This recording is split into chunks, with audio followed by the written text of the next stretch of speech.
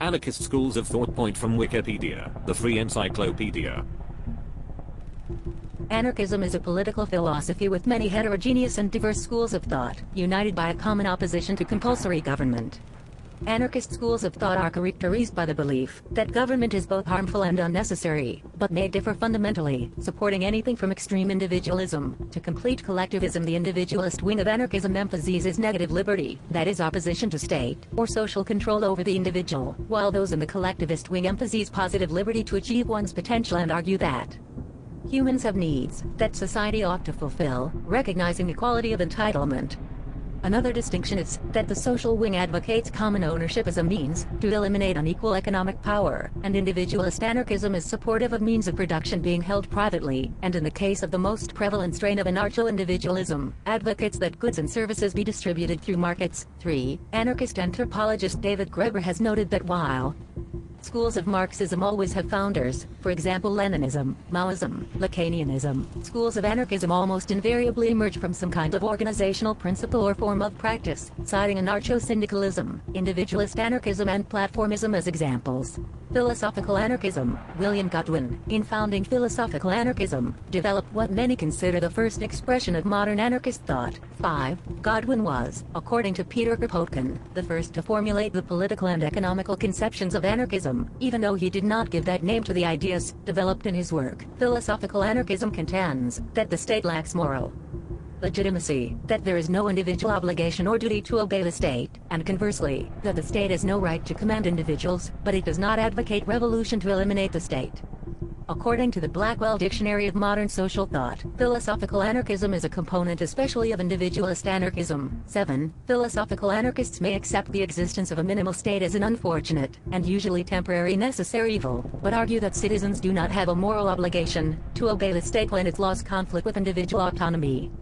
As conceived by Godwin, it requires individuals to act in accordance with their own judgments and to allow every other individual the same liberty. Conceived egoistically as by Max Stirner, it implies that the unique one who truly owns himself recognizes no duties to others. Within the limit of his might, he does what is right for him. 7. Godwin opposed revolutionary action, and saw a minimal state as a present necessary evil. 9. That would become increasingly irrelevant and powerless by the gradual spread of knowledge. 5. Godwin advocated extreme individualism, proposing that all cooperation in labor be eliminated. 10. Godwin felt discrimination on any grounds besides ability was intolerable. Rather than throwing bombs or taking up arms to bring down the state, philosophical anarchists have worked for a gradual change to free the individual from what they thought were the oppressive laws and social constraints of the modern state, and allow all individuals to become self-determining and value-creating. 11. They may oppose the immediate elimination of the state by violent means out of concern that it would be left unsecured against the establishment of a more harmful and oppressive state.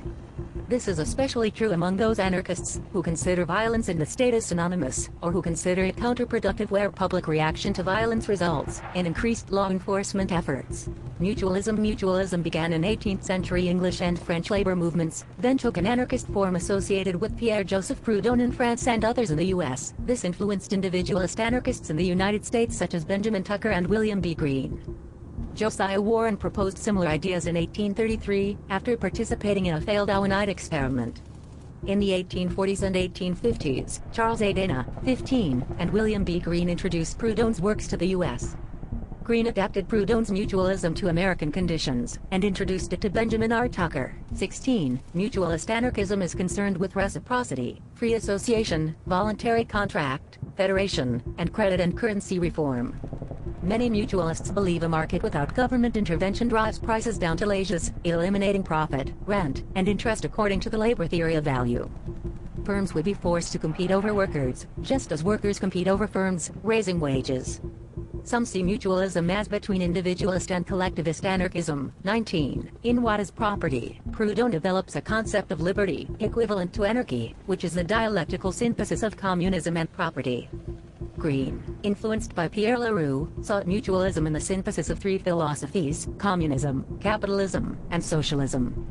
Later individualist anarchists used the term mutualism, but retained little emphasis on synthesis, while social anarchists such as the authors of An Anarchist frequently asked questions claim mutualism as a subset of their philosophical tradition.